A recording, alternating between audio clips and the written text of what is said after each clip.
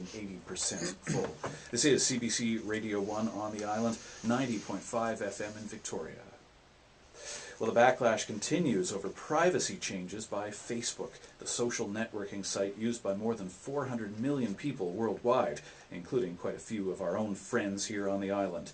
In recent days, since Facebook opened up members' personal information to more online exposure, millions have reportedly shut down their accounts, and Facebook executives are scrambling both to defend and amend their actions. It's a hot topic in Victoria's active and well-networked social media community. Chris Burdge is president of Be West Interactive, a social media net marketing firm, and he joins me in our studio for more. Chris, good morning to you. Good morning, Gregor. So for those of us who aren't Facebook devotees, can you briefly explain why people are so upset with Facebook? Well, it's another in a long line of fiascos that Facebook has found itself in, which started probably a few years ago with the beacon, when that was the first thing that they brought out that they wanted to use that got people upset. This latest one is something called the like button, and there's actually other parts to it as well that a lot of people probably aren't even aware of yet, but there's other bits of information that Facebook is by default sharing with everybody that most people don't really know of. So that's what's got people upset. Unfortunately, I get the feeling that Facebook kind of operates under the assumption that it's better to ask for forgiveness than to ask for permission. Okay, and is that the primary concern, that Facebook users may have been inadvertently sharing personal information that they were under the impression that they weren't? Absolutely, yeah.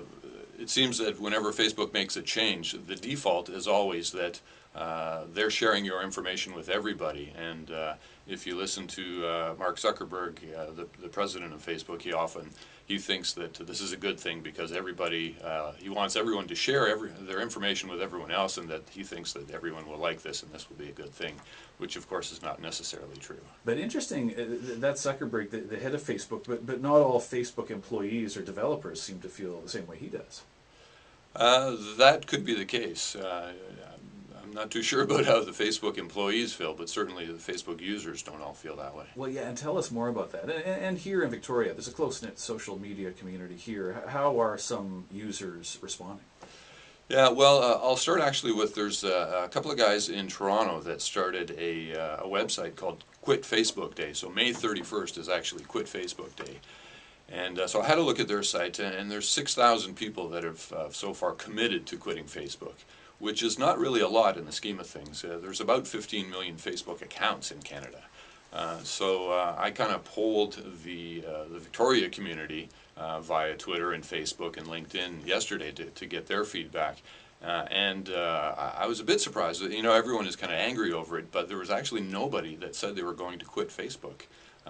They kind of take it as just another day in the internet in terms of what's happening with their privacy, and nobody really assumes that anything that they say is all that private. Yeah, I was just going to ask you, do you think that reflects a certain acknowledgement and understanding, a growing matureness about online social media activity, that really, if you want to keep something private, you wouldn't put it out there in any way, shape, or form? Yeah, that's exactly the feedback that I got, was that nobody assumes that anything that they say on the internet is private, so that they kind of conduct themselves with that in mind, for the most part. I shouldn't say everybody. There's still some people that would like their information to be private, but most people operate under the assumption that what they say isn't private. What do you make of those people who would like some things to be private? Is that a fair request or a fair demand from companies such as Facebook? Absolutely, I think it is. But unfortunately, that just doesn't seem to be the way that it's going. But you would hope, like your email, for example, when you send an email, you hope that that's going to be private, and for the most part it is. But it seems that every once in a while Facebook does this thing where they just turn that on its head, and suddenly what you thought was private is no longer private. So even from a technical perspective, there's other things. The Facebook API, the application interface, has actually got some holes in it as well, so that even what you say to your friends on your Facebook status is actually not all that private either. It can be seen by people who know how to find that information. You mentioned 15 million Facebook accounts in this country, 400 million worldwide. I wonder how much that factor in and of itself might dissuade people who might otherwise be tempted to leave Facebook for privacy considerations or whatever. But I mean, where are you going to go if you leave it? Well, that's the exact thing. Is the big issue for most people is that they've built up a lot of equity in Facebook because they have friends, they have family, they've got a lot of content that they've put on there. That's where people connect. There was one person recently that kind of got this conversation going about a week ago on Twitter, where he was debating whether or not to quit Facebook. He wanted to, but all of his friends were on Facebook, and that's how he stayed in touch with them, and that's how he found out what they were doing. And so he thought, well, if he quit, then how is he going to stay in touch with those people? So that becomes an issue for everybody, yeah. And any recommendations from this Toronto group proposing the mass quit Facebook day on the 31st? Well, there is a small kind of startup group. There's some students at NYU in New York who are raising money. Last I checked, they had about 127 million raised to start a new open network called Diaspora. I don't know that much about it, and it hasn't really, there's no interface for it yet, but there are people trying to start things. And certainly there are lots of other networks, like MySpace obviously is one of the early ones, and some others. But, you know, they're, I guess, different flavors of the same thing, really.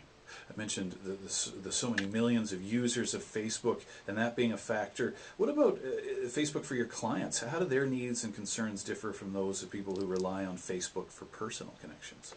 Yeah, well, that's a good point. My clients do rely on Facebook because it is a big part of their marketing strategy. And so they rely on people that get information about their company and services and offers through their Facebook page.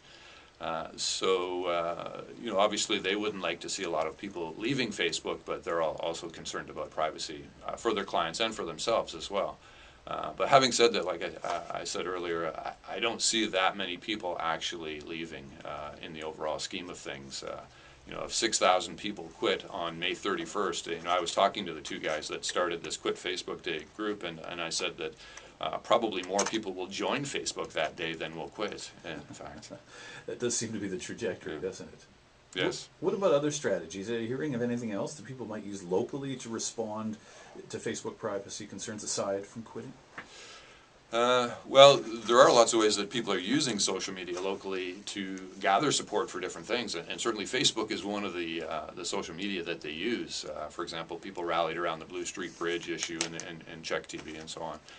So social media is definitely getting used in that way, but the funny thing is that for the most part, it's Facebook. So, you know, Twitter is another option, and certainly a lot of people use Twitter, but it's a very different functionality, 140 characters versus the ability to say as much as you want, really, and upload photos and videos and events and all sorts of things. So Facebook actually offers a lot more functionality than most of the other social media networks. So reports of Facebook's death might be somewhat premature at this point. I believe so, yes. Chris, nice of you to join us. Good to talk to you this morning. Always Thank you a very pleasure. much. Thank you. Chris Burdge is president of Be West.